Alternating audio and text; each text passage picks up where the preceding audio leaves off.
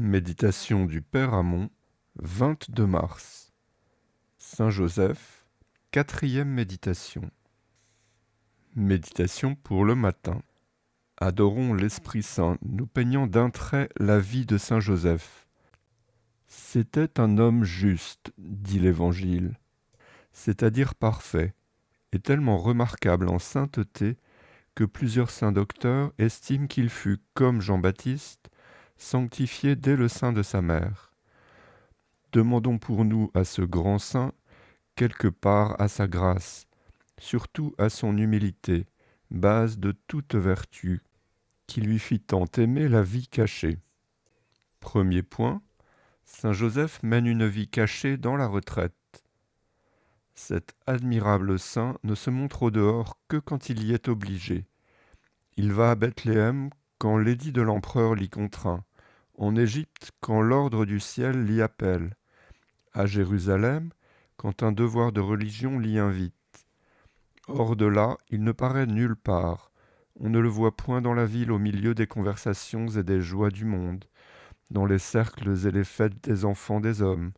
C'est là qu'il goûte Dieu et son divin Fils, tout en vaquant à ses devoirs d'État. Là qu'il coule doucement ses jours, recueilli en Dieu et occupé de sa sanctification. Apprenons de cet exemple à ne point aimer le monde, qui dissipe et séduit le cœur, à chérir la retraite où l'on s'étudie et l'on se connaît soi-même, où l'on se forme aux vertus solides, où l'on s'accoutume à ce calme, à ce recueillement intérieur, hors duquel tout progrès dans la piété est impossible. Rappelons-nous le mot du sage païen qui disait « Toutes les fois que j'ai été parmi les hommes, j'en suis revenu moins homme ». Et la parole de saint Léon le Grand, la poussière du monde souille nécessairement jusqu'aux cœurs les plus religieux qui le fréquentent. Deuxième point, saint Joseph mène une vie cachée dans le silence. Saint Joseph descendait en droite ligne des plus grands rois de Juda et des plus illustres patriarches. Dépositaire du secret du Très-Haut, il logeait dans sa maison son Dieu, qu'il honorait du nom de Père. Toutefois, l'humilité lui fit cacher dans le silence une si haute naissance, tant de grandeur et tant de gloire.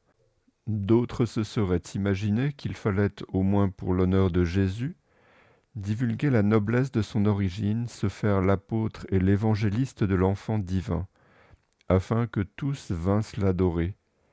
Mais Joseph, plus savant en humilité, estime qu'il vaut mieux se taire que dire le moindre mot qui tournerait à sa louange, et laisse à Dieu le soin de faire connaître son Fils.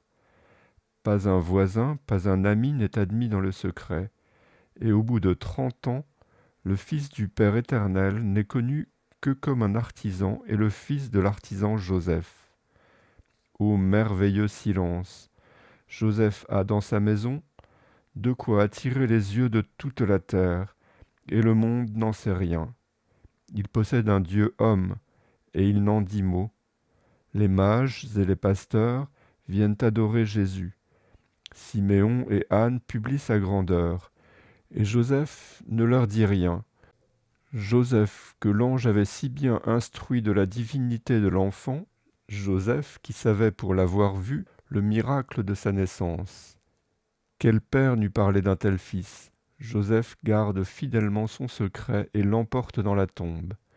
Belle leçon qui nous apprend à ne jamais rien dire ni rien insinuer à notre avantage, et à ne jamais prendre la vanité pour conseillère de nos discours.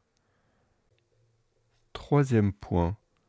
Saint Joseph mène une vie cachée dans l'obscurité et l'oubli. Cet homme, si grand devant Dieu, est inconnu du monde entier, tout au plus si quelques voisins le connaissent sous le titre d'un pauvre artisan. Lui qui était fait pour occuper le trône des rois, habite une chaumière. Lui qui pouvait demander des honneurs et de la gloire à celui qui dispose à son gré des sceptres et des empires, préfère demeurer dans l'obscurité. Si nous voulons savoir la raison de cette préférence, nous n'avons qu'à l'interroger, et, au fond de nos cœurs, nous l'entendrons nous répondre. Tous les jours, je voyais sous mes yeux, dans les faiblesses et les abaissements de l'enfance, celui que tout le ciel adore en tremblant, celui qui n'a qu'à parler, et les anges, plus prompts que l'éclair, vont exécuter ses ordres. Et à cette vue, l'amour de la gloire et de la célébrité, l'envie de paraître et de se produire m'a semblé une folie. La vie cachée et l'oubli m'ont paru la seule vraie gloire. Et j'ai béni le ciel de m'avoir fait descendre du haut rang qu'occupaient mes ancêtres. J'ai préféré mon humble chaumière au palais des rois, ma nourriture et mes vêtements grossiers à la pourpre des grands et aux mets délicats de leur table. C'est qu'en effet, on conçoit que l'homme du monde, qui n'a pas médité Jésus-Christ et ne voit rien au-delà du tombeau, court après ce bruit qu'on appelle renommée et s'efforce d'agrandir sa petitesse par la pompe extérieure.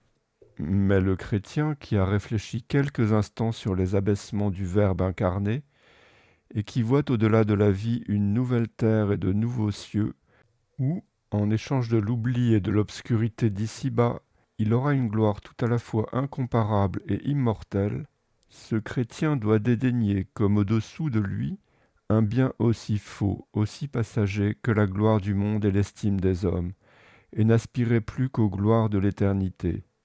Sont cela nos dispositions? Résolution. Nous prendrons la résolution, premièrement, de ne nous répandre dans le monde que par nécessité. Deuxièmement, de ne jamais parler à notre avantage. Troisièmement, de ne point chercher à paraître et à nous produire. Notre bouquet spirituel sera la parole de l'imitation. Aimer à être ignoré et compté pour rien.